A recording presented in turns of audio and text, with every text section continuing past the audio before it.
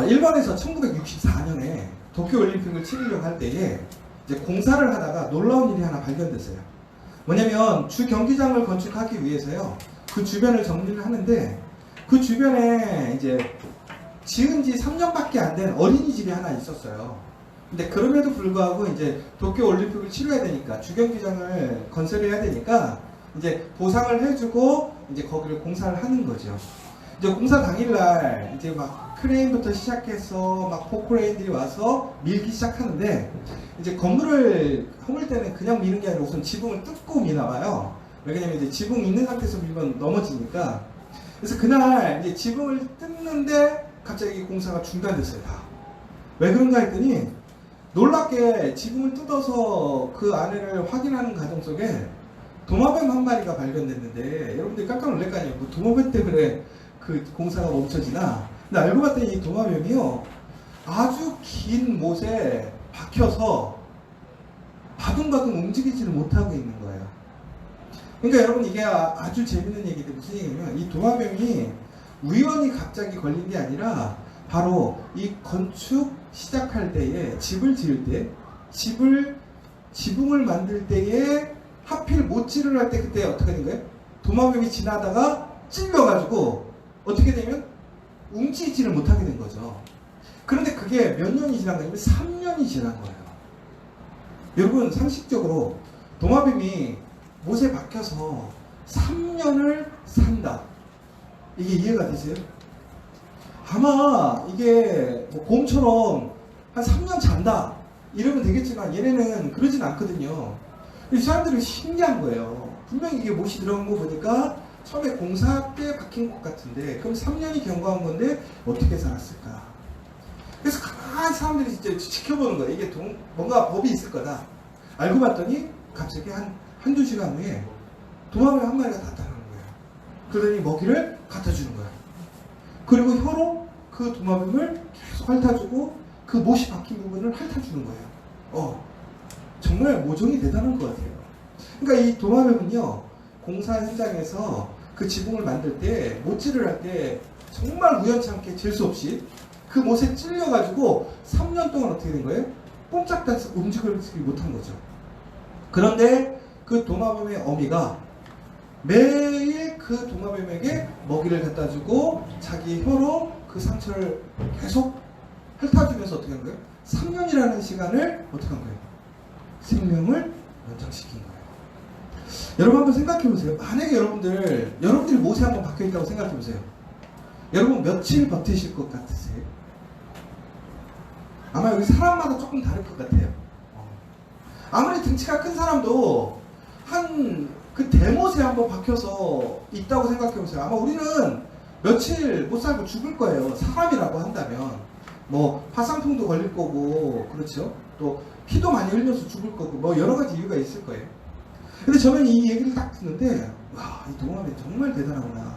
저는 이 도마뱀의 어머니도 되게 대단하지만 찔려 있는 도마뱀도 대단한 것 같아요. 여러분 한번 생각해 보세요. 정말 수술을 잘해서 여러분들 어떤 내장이나 이런 부분들을 잘 정리를 해서 여러분 가슴 속에, 뱃속에 이만한 철근을 하나 꽂아놓고 산다고 생각해 보세요. 그리고 못 움직인다고 생각해 보세요.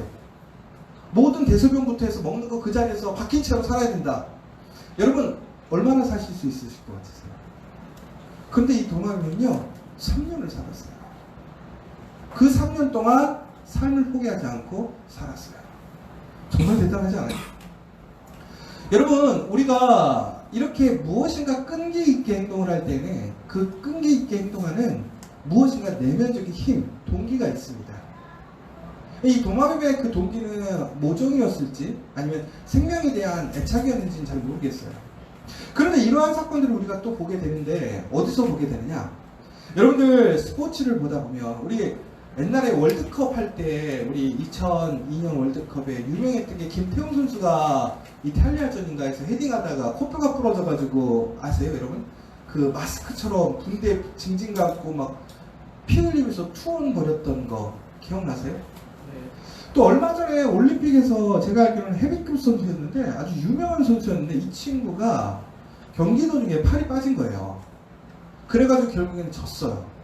근데 지면 끝나는 게 아니라 패자부활전이라고 그래서 동메달을 겨루는 경기가 있어요. 여러분 같으면 어떡하시겠어요? 팔이 빠졌어요. 그건 헤비급 선수야. 그러면 경기에 나가실 수 있겠어요? 없겠어요? 못 나가죠. 근데 경기에 나갔어요. 더 놀라운 건 뭔지 아세요? 동메달 땄어요. 여러분, 우리는요, 어떤 스포츠나 이런 일들을 보면요, 불굴의 의지, 투지를 보여주는 일들을 보게 됩니다. 근데 그 사람들이 뭔가 특별한 육체적인 능력이 뛰어난 것도 있겠지만, 그 사람들이 문제를 경험하거나 어려움을 경험할 때는 우리와 동일한 느낌을 받아요. 아픔도 동일하게 느끼는 거죠. 그럼에도 불구하고 그들은 어떻게 그러한 고난과 어려움, 역경을 이겨낼까요? 그들에게는 우리와 다른 것이 하나 있어요. 뭐냐면 바로 금메달에 대한 소망이 있어요. 여러분, 여기서 되게 재밌는 얘기인데 뭐냐면, 여러분, 운동선수들이요, 올림픽에 참가할 때 꿈이 뭘까요? 소망이 뭘까요? 올림픽에 참가할 때 금메달이랄까요? 여러분, 올림픽에 참가하는 사람 중에 비록 실력이 떨어지지만 그 사람은 그 올림픽에 참여하는 것에 의의를 두는 사람보다는 아무리 실력이 약하고 부족하지만 그럼에도 불구하고 그들의 최종적인 목표는 뭐예요? 금메달이에요. 그렇기 때문에 그들은 그 금메달을 따기 위해 불굴의 의지, 놀라운 능력을 보여주고요, 놀라운 어떤 그런 모습들을 우리에게 보여주는 거예요. 마찬가지인 거죠. 우리가 그리스도인으로 살아가면서 여러분들, 우리에게 불굴의 의지가 필요하다고 얘기해요. 포기하지 않는 그러한 힘이 필요하다고 얘기를 합니다. 그런데 여러분, 포기하지 않는 그 힘의, 내면의 힘의 원동력은 뭐냐면 목표가 있어야 된다는 거예요. 목적이 있어야 된다는 거죠. 그래야 여러분들이 열심히 장사하는 이유가 뭐예요? 사회에 봉사하려고 하는 건 아니잖아요. 가장 원초적인 이유는 뭐예요? 돈을 벌려는 거 아니에요? 그 돈을 열심히 벌어서 내가 어떻게 쓰는지 그건 다음 문제지만 어쨌거나 돈을 열심히 벌겠다라는 그 목표가 있기 때문에 열심히 일하는 거잖아요. 마찬가지라는 거죠. 우리가 신앙을 가지고 그리스도인으로 살아가면서 우리에게 목표가 있어요. 목적이 있단 말이에요. 여러분들, 그 목적과 목표가 뭡니까? 그리스도인으로서, 예수를 믿는 사람으로서 천국 가기 위해서? 맞죠? 영원하게 살기 위해서? 맞죠? 근데 여러분, 그 목표가 여러분의 삶에 정말 힘이 되고 동기가 되고 능력이 되십니까? 여러분들이 잘 생각해야 될 게 있어요.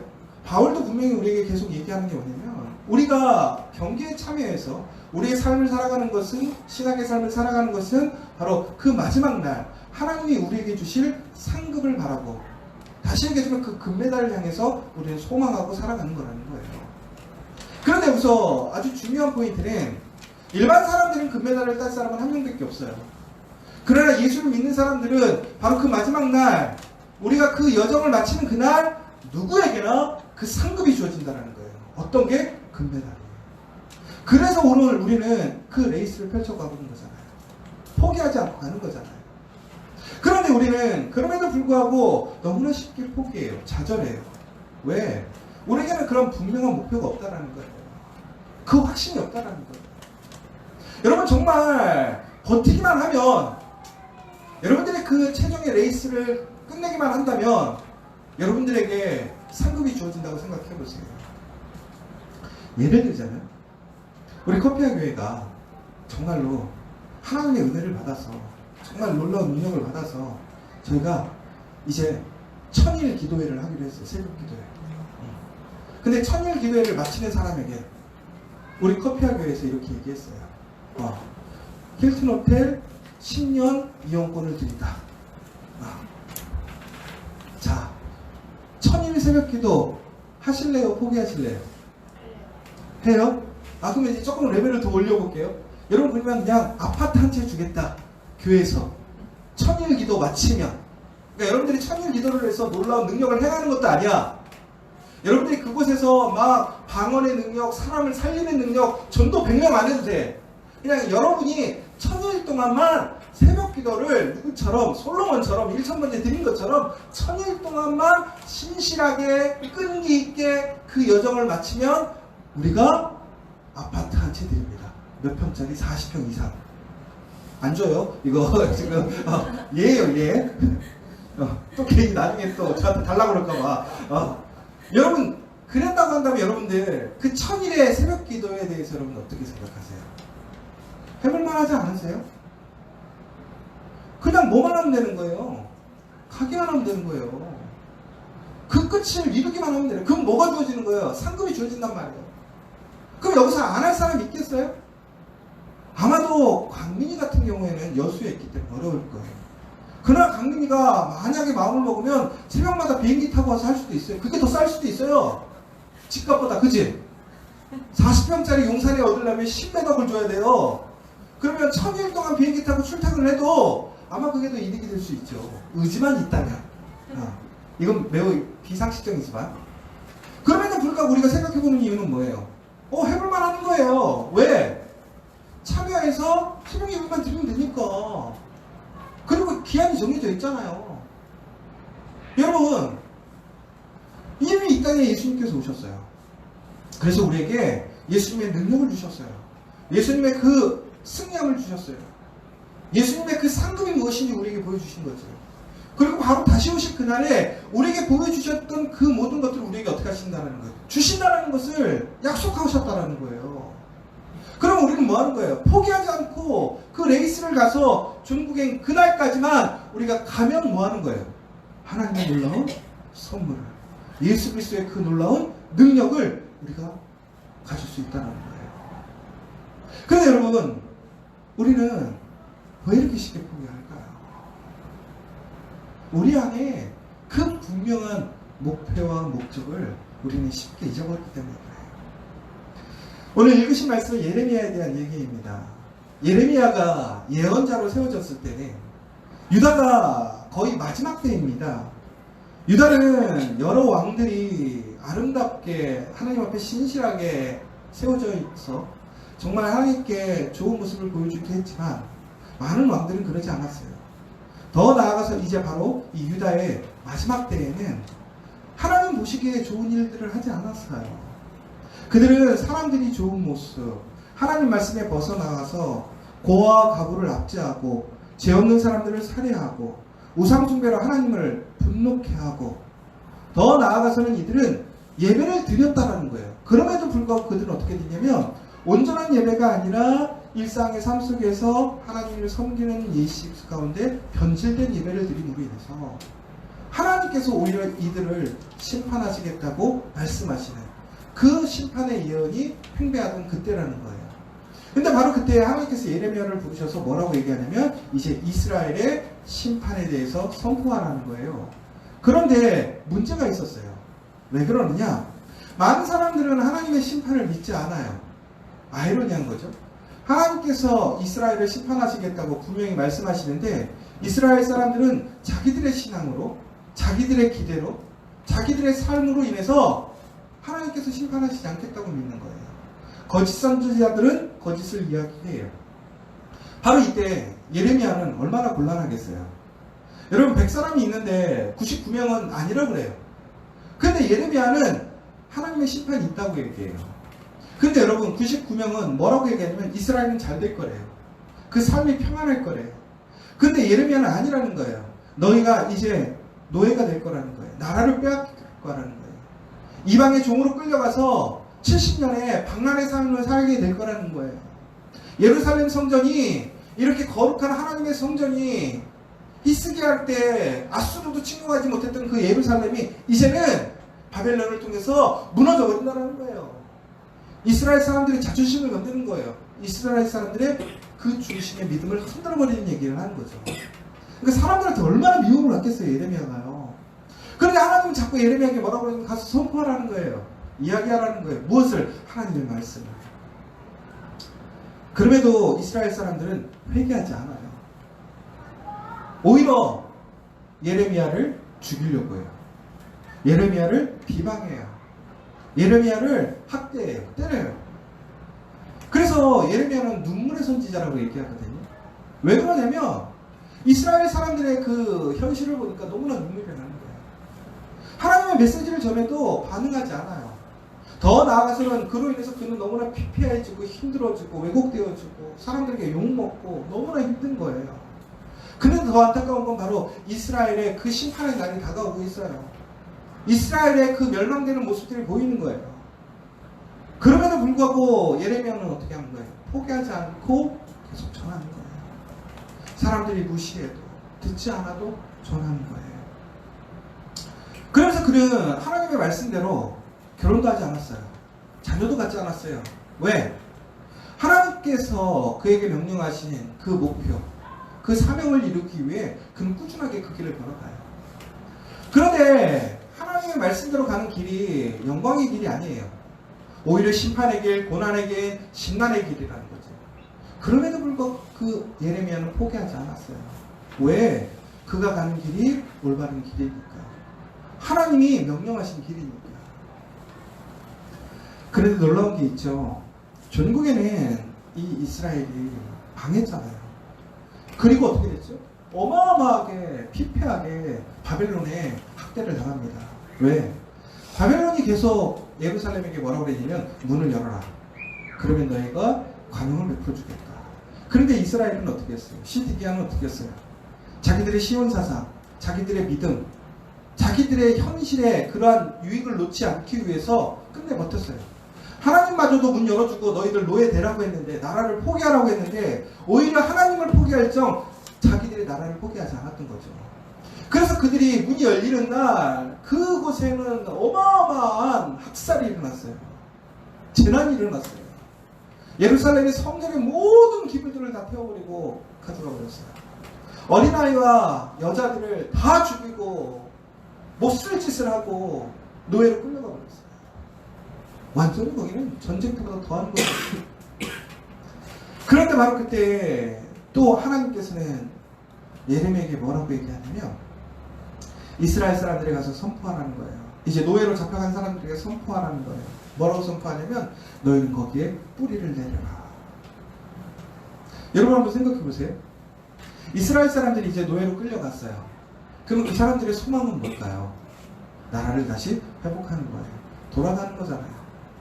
그런데 예레미야는 뭐라고 그러냐면 너희는 돌아올 생각하지 말고 그곳에 뿌리를 내리라는 거예요. 이거 얼마나 사람들한테 미움받을 소리예요. 그쵸? 분명히 나라 망한다고 했는데 나라 망했어요. 근데 정직하게 올바른 얘기했는데 감정적으로 미운 사람이잖아요. 왜? 니 때문에 망했다 이런 얘기가 나올 정도니까. 그런데 그 억울한 마음으로 노예로 살고 있는데 그곳에서 뭐라고 그러냐면 예레미야가 이제는 돌아올 생각하지 말고 뿌리 내리고 거기서 잘 적응하고 살라는 거예요. 그럼 결국은 뭐라는 거예요? 너희들에겐 돌아옴이 없다 이렇게 이해될 수 있잖아요.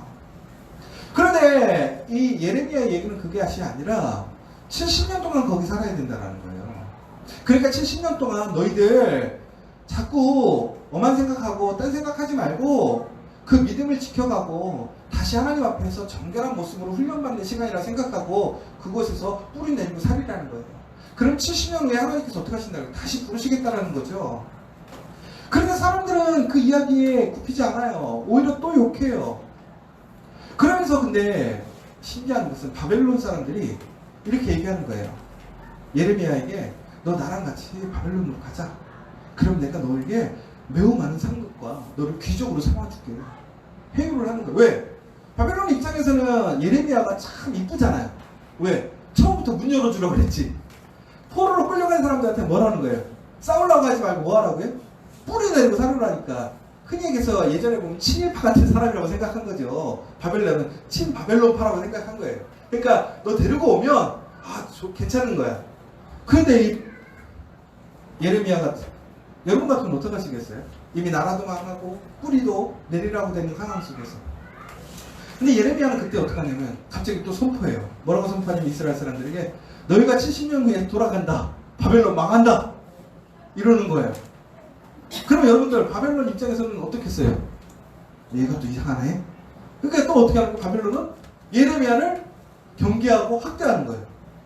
그러니까 지금까지는 자기들에게 유익이 될 것 같았는데 갑자기 또 뜬금없는 소리 하는 거죠. 그런데 사람들은 보니까 또 너무 화나는 거예요. 왜? 문 열어주라고 했다가 또 이번에는 뿌리 내리라고 했다가 또 70년 동안 그 기간이 끝나면 다시 돌아간다라는 얘기를 또 하는 거죠. 그러니까 여러분 이러한 일들을 계속하는 예레미야를 한번 보자는 거예요. 여러분 같으면 이런 일들을 하시겠어요? 예레미야가 종국에는 예레미야서 다음에 뭐라고 나오면 예레미야가 나오거든요.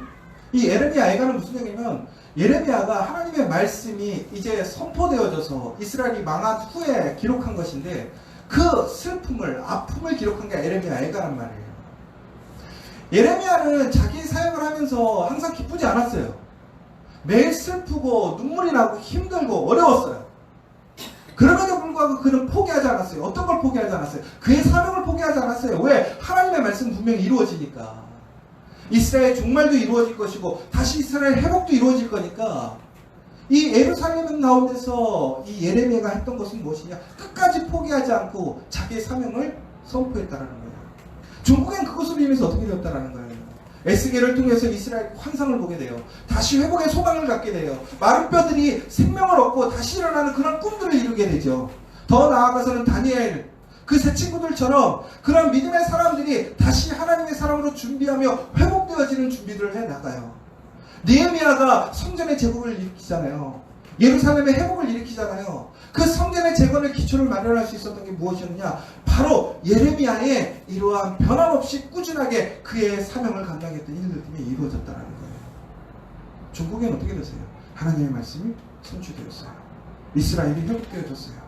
하나님의 놀라운 능력으로 다시 하나님의 은혜를 경험하게 돼요.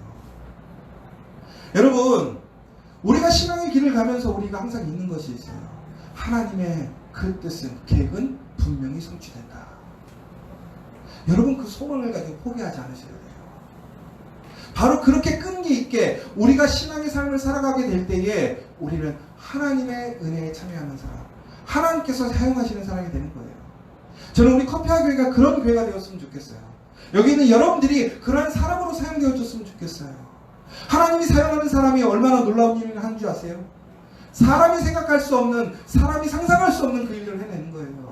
불가능한 일을 하는 거예요. 아무도 가보지 않았던 그 길들을 감으로 인해서, 어제 제가 남전도회와 여전도회에게 얘기했던 것처럼 내 눈앞에는 광야이지만 하나님의 약속이 임함으로 그것이 정말 축복의 땅, 하나님의 은혜의 땅, 능력이 되는 땅이 되어지는 거죠.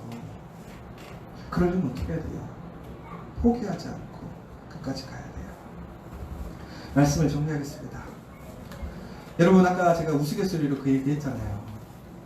천일만 기도해 보세요. 여러분, 만약에 제가 아파트 주지 않지만 천일만 여러분 끈기 있게 변함없이 여러분들이 기도하고 예배하고 말씀을 지켜간다고 하면 여러분 그 3년 후에 어떤 일이 있을 것 같으세요? 아마 저는 제가 드리고자 했던, 제가 약속하자 했던 아파트보다 더 크고 놀라운 하나님의 길이 있을 거예요. 아마 세상적으로 내가 채워지고 누리는 것 아닐지라도 우리는 하나님의 능력을 경험할 수 있을 거예요. 오늘 다시 시작하셨으면 좋겠어요. 그 길을 끈기 있게 포기하지 마시고, 감으로 인해서 진정으로 하나님께서 우리에게 약속하신, 우리를 향해 계획하신 놀라운 은혜와 복을 누리시는 여러분과 우리 커피와 교회 되기를 간절히 소망합니다. 오늘 9월 첫째 주입니다. 이제 새로운 달이 시작하죠. 여러분, 이 달 다시 시작합시다. 우리 흐트러졌던 거, 포기했던 것이 있다면 오늘 다시 시작하시면 됩니다. 그러나 시작이 중요한 것이 아닙니다. 끝을 이뤄야 되죠. 그 자리를 지켜가야 되는 것이죠. 그러므로 인해서 하나님께서 여러분을 통해서, 우리를 통해서 이루실 그 일들을 소망하고 믿음으로 존귀에는 하나님이 주시는 그 상급을 누리는 그 금메달을 소유하는 여러분 되시기를 간절히 소망합니다. 오늘 이 시간 우리 조용히 묵상하면서 이제 성찬 예식 하도록 하겠습니다.